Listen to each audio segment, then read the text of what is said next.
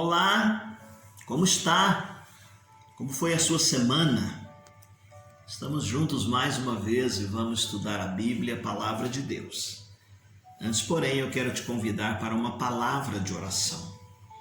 Querido Deus e amado Pai, obrigado pela semana que estamos vivendo. Obrigado pelo dia que o Senhor nos concede. E pedimos que o Senhor, através do Teu Santo Espírito, abra a nossa mente, o nosso coração para recebermos a Tua Palavra e coloquemos em prática os ensinamentos. É a oração que nós fazemos no nome de Jesus. Amém. Muito bem, meus queridos irmãos, nós estamos então falando no livro do Apocalipse. Já vimos aí 3 ou 4 encontros em que tratamos de vários momentos importantíssimos retratados nesse livro tão maravilhoso. É o livro do descortinamento, o livro do descortinamento. E nós combinamos que hoje nós estaríamos fazendo aquela aplicação que nós fazemos sempre que chegamos no final do estudo de cada livro da Bíblia que fizemos, nós trazemos a mensagem do livro para hoje. A mensagem do livro para hoje. Então, quais seriam as mensagens? Pelo menos 4 mensagens do Apocalipse para hoje. A primeira delas é muito forte e muito marcante. Deus continua no controle da história. Deus continua no controle da história. Apesar do aparente triunfo do mal, Deus continua no controle da história. Ele não abdicou em nenhum momento da sua soberania. Soberania esta que ele exerce com amor para o bem dos seus filhos. E aqui nós vemos que aparecem 2 expressões que estão ligadas ao atributo de Deus, atributos comunicáveis. Nós temos atributos incomunicáveis e nós temos atributos comunicáveis de Deus. Pelo menos 2 aqui aparecem nesse momento que nós acabamos de citar. O que seriam então esses atributos comunicáveis? São aqueles que se encontram no homem, na medida em que Deus, no grau em que Deus concede, a mesma coisa que está em Deus, Deus concedeu ao homem. E aqui nós vamos aprender um pouquinho a respeito da questão da soberania de Deus. Tem a ver com essa vontade voluntária da direção de Deus nas atividades que Deus exerce. Deus é soberano porque Ele dirige Ele mesmo. Deus dirige a si próprio. Deus dirige as suas decisões, aquilo que Ele faz. Deus não é dirigido pelas situações e pelas circunstâncias. Quando nós vemos, por exemplo, a respeito de justiça, é um atributo aqui, meu querido irmão, que diz que Deus é aquele que, ao afirmar uma coisa, Ele cumpre dentro das suas próprias normas. Ele nunca vai ser culpado de infringir alguma lei ou alguma regra, porque Ele é soberano. A outra palavra que está aqui dentro deste atributo comunicado de Deus é o amor. Nós dizemos que Deus exerce a sua soberania em todo o tempo, mas Ele a faz com amor. E aqui o amor é uma das expressões mais notáveis que nós encontramos a respeito de Deus. E Ele é amor, faz parte da sua essência. Mas de que maneira nós vemos este amor dentro da soberania de Deus? Através da misericórdia. Ele é misericordioso. A Bíblia diz que as misericórdias de Deus são a causa de não sermos consumidos. Novas são cada manhã, cada dia. Grande é a fidelidade de Deus. Mas esta soberania que nós vemos a respeito do amor de Deus, nós vemos através da sua graça. Da sua graça. E nós gostamos de definir a palavra graça como favor imerecido. Apesar de ser Deus soberano, Nós não merecemos muitas coisas, mas Ele exerce a sua justiça, a sua soberania sobre nós, movido por um grande amor. Efésios capítulo 2, verso 8 e o verso de número 9, por exemplo, diz que pela graça nós somos salvos. Como disse Dietrich Bonhoeffer, não é uma graça barata, mas é uma graça cara. Já foi paga. Para nós ela chega graciosamente, mas o preço o Senhor Jesus pagou naquela cruz.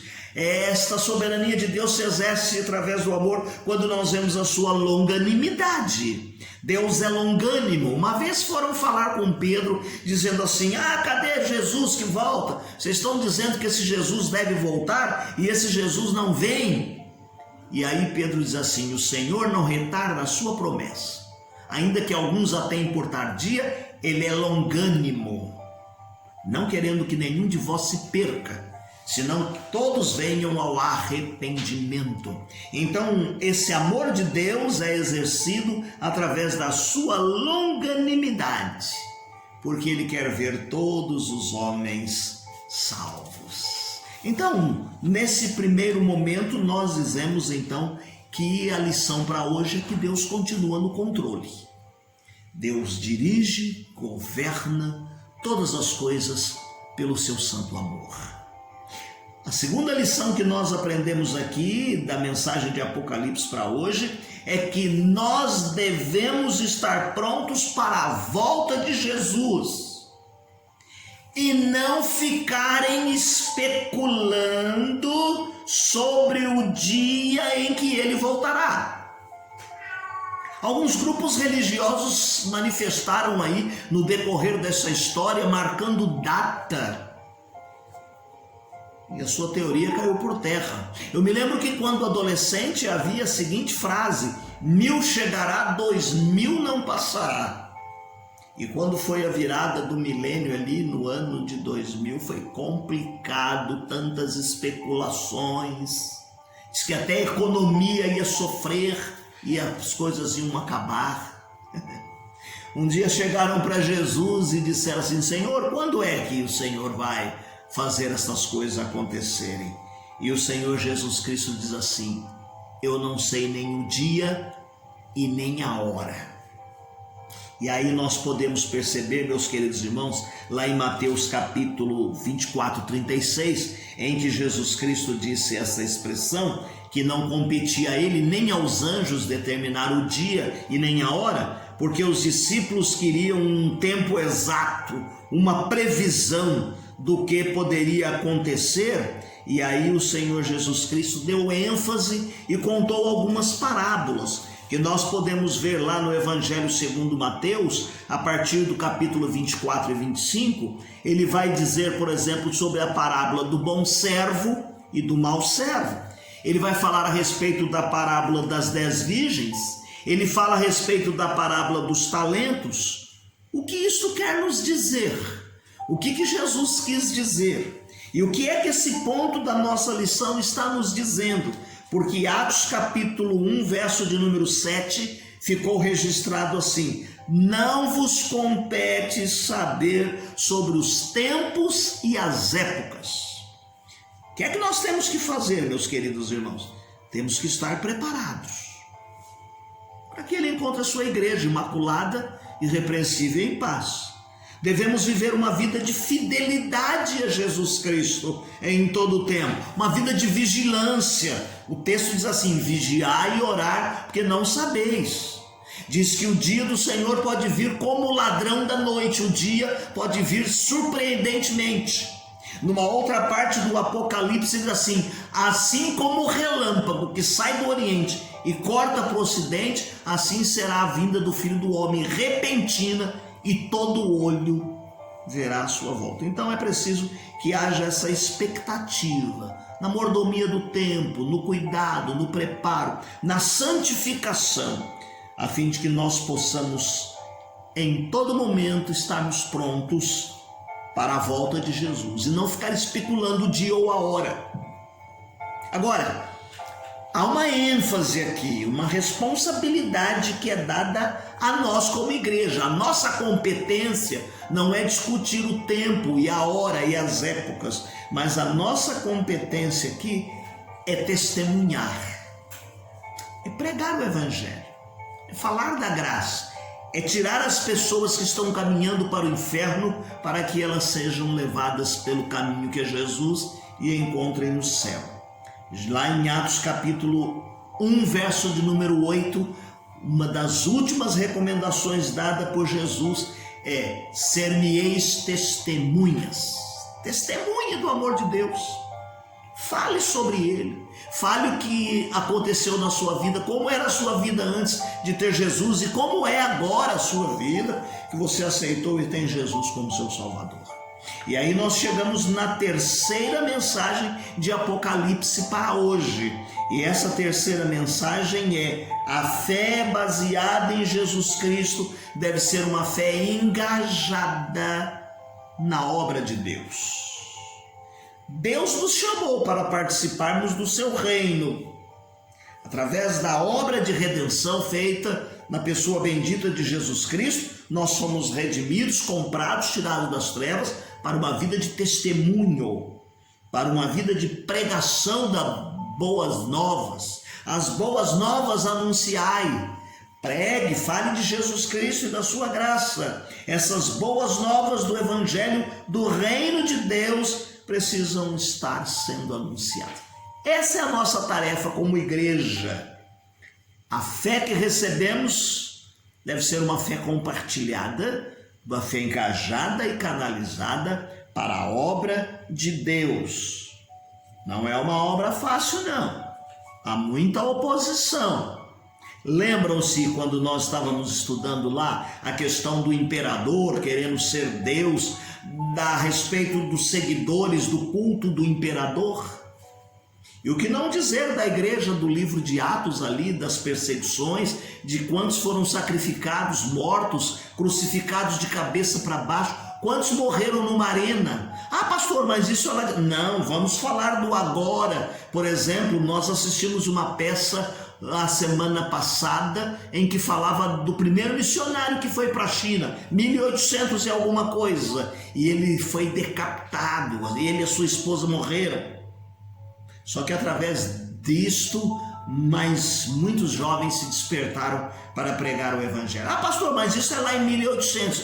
Se você pega aí os jornais e acompanha as notícias, lá no Oriente Médio, em alguns países comunistas, pessoas têm sido decapitadas, metralhadas, porque estão pregando o evangelho da graça de Deus. Então, meus queridos, é preciso que, mesmo havendo perseguição e oposição, Apocalipse 2:10 diz assim: ser fiel até a morte. Já dissemos isso. Ser fiel ainda que isso lhe custe a vida. O Senhor promete uma coroa da vida. Que maravilha! Aqueles que estão dispostos a provar a sua fidelidade a Ele, mesmo que custe a sua própria vida. Mesmo que custe a sua própria vida. Em quarto lugar, nós aprendemos aqui a maravilhosa mensagem para hoje. Deus se preocupa conosco. Deus se preocupa conosco. O que isso quer dizer? Quer nos dizer, meus queridos irmãos, por exemplo, quando nós lemos o capítulo 21, verso de número 4, Deus limpará dos seus olhos toda lágrima. Toda lágrima. Quando passamos por momentos de dor, de dificuldade, de perseguição e que choramos a dor, nós avaliamos e vemos que chorar é uma necessidade, mas expressa um sentimento de perda, de dor, de separação. Nos 2 últimos anos nós estamos vivendo essa pandemia, o Covid-19. Quantas pessoas não tiveram 1 ou 2 horas para velar os seus mortos e choraram? Irmãos da nossa igreja, num 6 meses, perderam 5, 6 familiares dentro da própria família, esposo, esposa e filhos. E aí nós vemos quantas pessoas chorando, quantas pessoas abandonadas, passando necessidade, chorando porque ninguém cuida deles e é por eles. Quantas pessoas, meus queridos irmãos, carecendo de um aperto de mão, que nós nem estamos podendo dar nesses dias, nem um abraço podemos dar. Deus se preocupa conosco e diz-nos o texto que Deus limpará dos nossos olhos toda lágrima. Deus está conosco na pessoa bendita do Senhor Jesus Cristo. Lá em Mateus capítulo 28, verso de número 20, ele chamou seus discípulos, deu a grande comissão e ele diz assim: eu estarei convosco todos os dias. E de que maneira Deus está conosco? De que maneira Jesus está conosco? João registrou no Evangelho segundo ele, capítulo 14, o verso de número 16, Jesus disse: eu vou, mas não vos deixarei órfão. Mandarei outro Consolador para que fiquem com vocês para sempre. E João 14, 17 diz: ele habitará convosco, ele estará em vós. E Paulo diz que nós somos templo do Espírito Santo de Deus. Então, Deus não nos abandona, quer seja nessa vida, quer seja na eternidade, ele estará conosco. Estaremos com ele para sempre no tabernáculo, gozaremos das delícias e da presença maravilhosa deste Deus. Que ele possa nos ajudar na nossa caminhada cristã e nós possamos andar com ele todos os nossos dias da nossa vida. Amém, meus queridos? Então foi bom estarmos juntos estudando esse livro tão bom e tão maravilhoso, o Apocalipse, que é o descortinamento ordenado e racional de Cristo e de sua vitória sobre Satanás, sobre o pecado, sobre o sistema que controla o mundo.